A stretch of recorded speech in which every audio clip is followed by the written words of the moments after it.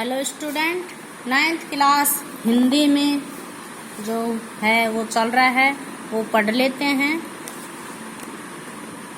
देखो, साखियाँ जो कबीर का पाठ है, साखियाँ एवं शब्द, तो उसमें हम साखियाँ पढ़ते हैं। मान सरोवर सुभर जल, हंसा केली कराही, मुक्ता फल मुक्ता चुगे, अब उड़ी अनंत न जाई। देखो, मान सरोवर सुभर जल, हंसा केली कराई, मुक्ता फल मुक्ता चुगे, अब उड़ी अनंत न जाई। अब हम इसका हिंदी अर्थ कर लेते हैं स्टूडेंट।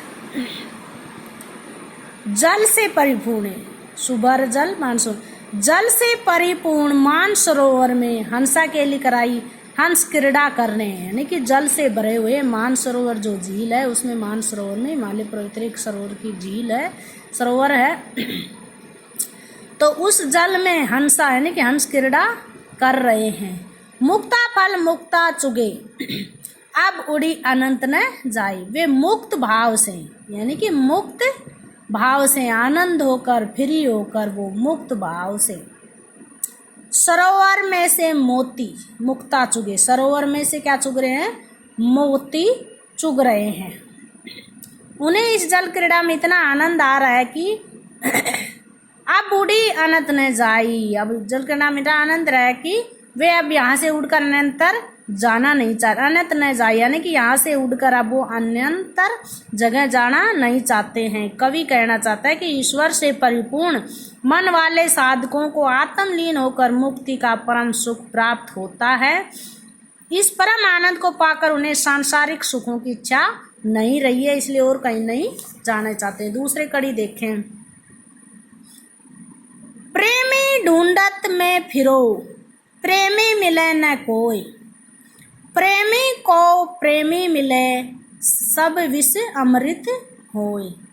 देखो स्टूडेंट, प्रेमी ढूंढत में फिरो, यानी कि कबीरदास कहते हैं कि भक्त या किसी सच्चे प्रभु प्रेमी को खोजने निकला है, प्रभु को खोजने निकला है, परंतु बहुत प्रयत्न करने पर भी वह मुझे न मिल सका। प्रेमी को प्रेमी मिले, सब विषय अमृत हो। जब किसी प्रेमी व्यक्ति भक्त को सच्चा प्रेमी या सच्चा भक्त मिल जाता है तो उनके सारे सांसारिक कष्ट, दुर्गुण यानी कि विष, दुर्गुण जो दुर्गुण होते हैं, विष नष्ट होकर सुख अमृत में बदल जाते हैं। कवि ने भक्त के हिसाब से कहा है कि वो सच्चे प्रभु की खोज में, सच्चे भक्त होते हैं, किसी सच्चे प्रभु की खोज में निकला है, परंतु प्रेमी न मिले न कोई, उसे बहुत प्रयत्न करने पर भी ऐसा कोई नहीं मिलता है।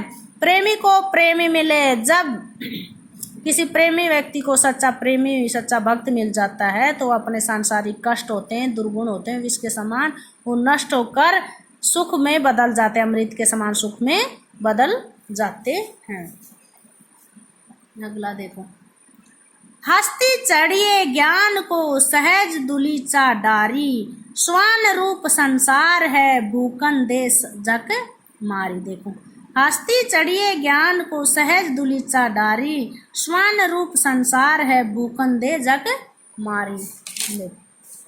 कहना चाहता है कबीर उपासकों को कि करते हुए कहता है कि तुम ज्ञान रूपी हाथी पर, ज्ञान रूपी हाथी पर, हस्ती यानी कि तुम ज्ञान रूपी हाथी पर आराम से समाधि रूप आसन बिछाकर निश्चितता से चलते रहे।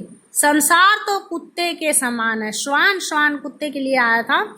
संसार तो कुत्ते के समान है, जो हाथी को चलते देखकर बेकार ही भौंकता रहता है। प्रभु साधक को दुनिया की निंदा की परवाह किए बिना, जो प्रभु का साधक है, जो प्रभु को मानने वाला है, वो दुनिया की निंदा की परवाह किए बगैर ही साधना पथ पर बढ़ते जाना चाहिए। ये कहना चाहिए कि संसार में लोगों का मनोबल गिराते हैं, निंदा करते हैं, लेकिन उपासकों को उनकी निंदा को नहीं देखना चाहिए। वो तो अपने निरंतर अपने परवाह के बगैर अपने पथ पर ही चलना चाहिए। आगे देखते हैं। पंखा पंखी के कारण सब जग रहा बुलान, निरपंख होई के हरि भजे सोई संत सुजान। देखो कबीर के अनुसार है, पंखा पंखी के कारण, कबीर के अनुसार आज सारा संसार पक्ष विपक्ष, पंखा पंखी पक्ष विपक्ष, पंखा पंखी पक्ष विपक्ष, पंखा पंखी पक्ष विपक्ष की उलझन में पड़ गया है। सब जग रहा बुलान, यानी कि उलझन में पड़ गया है, वो तर्क वितर्क में पड़ गया है, तो सब चक्कर में वो भगवान को भूल गया, लोग भगवान को भूल गए हैं। होई के हरि भजे सोई संत सुजान, सच्चा व्यक्ति वही होता है, सच्चा व्यक्ति वही होता है निरपक्ष, यानी कि निष्पक्ष भाव से ईश्वर की भक्ति करता है। ओके स्टूडेंट, आगे की एक कड़ी और पढ़ लेते हैं हम। देखो,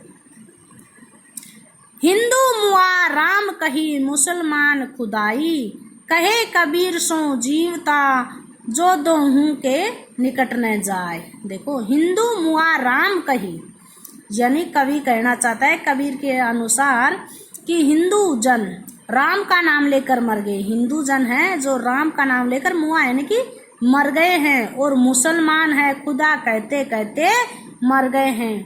कहे कबीर सो जीवता, कहते कहते मर गए हैं, दोनों ने ईश्वर को नहीं पा सके, अर्थात आपस में भेदभाव में पड़कर वो कट्टर हो गए हैं। कबीर कहते हैं कि वास्तव में वही व्यक्ति जीवित कहलाने का अधिकारी है, कहे कबीर सो जीवित, वही व्यक्ति जीवित कहलाने का अधिकार है जो दोनों के निकट न जाए, कहे जो हिंदू मुस्लिम और राम खुदा दोनों से दूर रहता है। आज से यह है कि ईश्वर राम और खुदा दोनों से अलग है, और मानवता हिंदू और मुसलमान के भेदों से ऊपर है, इसलिए हमें इंसानियत दिखानी चाहिए। Okay student.